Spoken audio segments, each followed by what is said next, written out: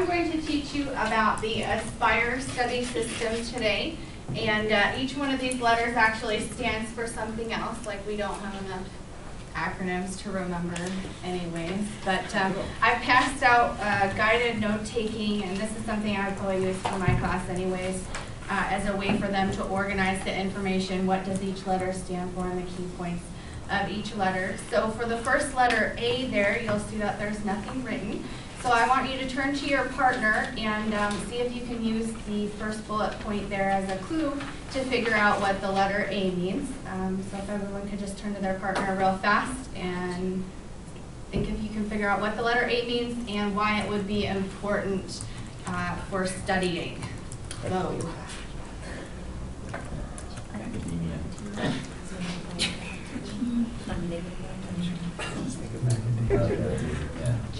Because it says positive.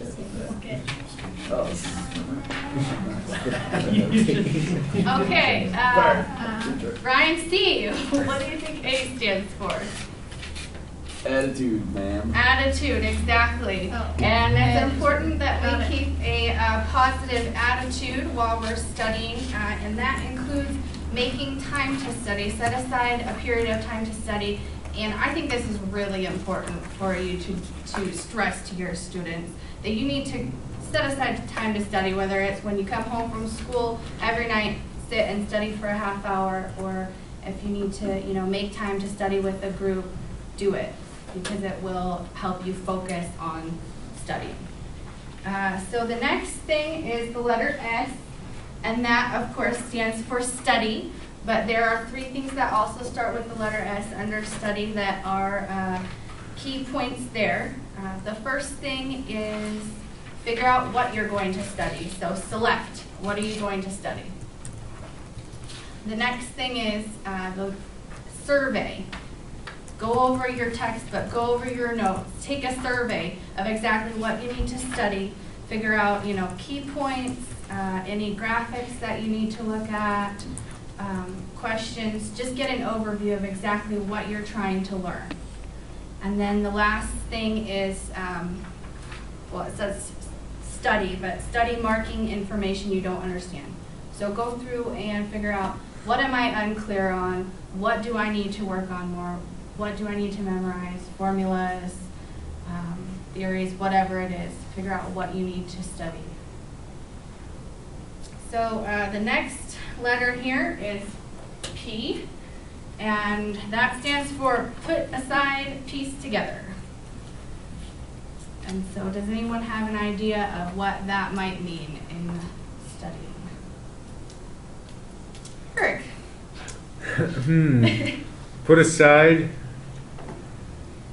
your books and notes. Oh, does it say on there? Yeah. Maybe piece together what you studied. All right, perfect. Thank you for reading that for us, Eric. That was a genius. Okay. Okay, so you want to put aside your books and notes, put aside what you need to study, and then it says piece together what you've studied. And the point that I like on this one is using a study pal or a group to kind of get a different perspective on what you're trying to study. Like, you may be trying to study it one way, but someone else may have a different approach to it, and I think that would be a great idea, is to get a study buddy and go over the material together. The letter I stands for investigate, and that is, what do you still not know? So after studying, what do you still not know? And where do you think that the student could go for help if they needed more help or more information? Chris? The teacher? Yeah, the teacher, that's good. Eric? The study pal. The study pal. Any other sources of information that might be helpful? Google. Google. Wikipedia.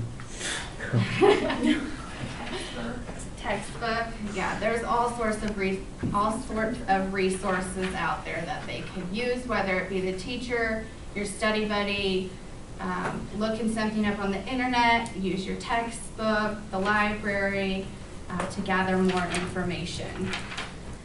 The next letter is the letter R, and there are 3 R's: reconsider, reflect, and relay.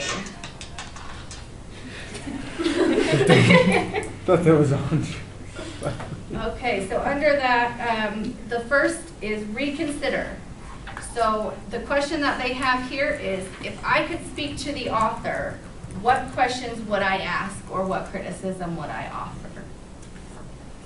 So kind of looking at what you're trying to study in a new perspective. Second is reflecting on the material. And by reflecting on the material, we can also figure out how can you apply this material to what you're interested, what you already know, using your prior knowledge to make those connections and make it make sense to you.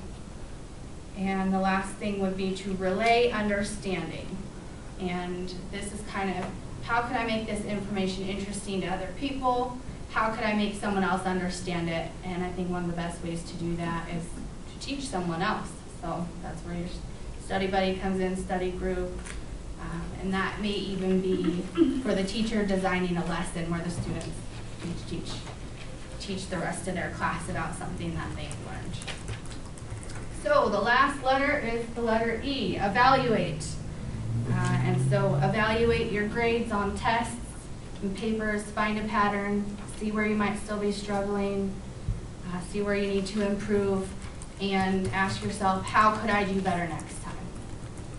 So what, do I need to study more? I'm missing the formulas. Do I need to study those formulas more?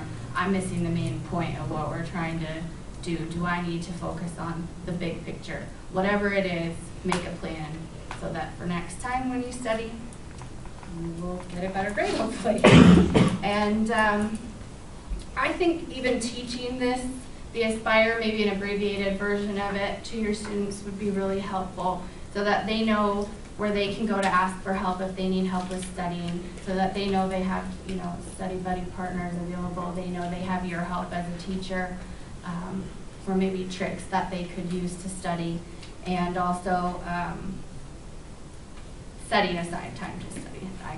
That's my favorite one. Is make time to do it. And you could even make this little ASPIRE thing into a poster to put on the wall for your classroom to remind students, study. That's the ASPIRE studies.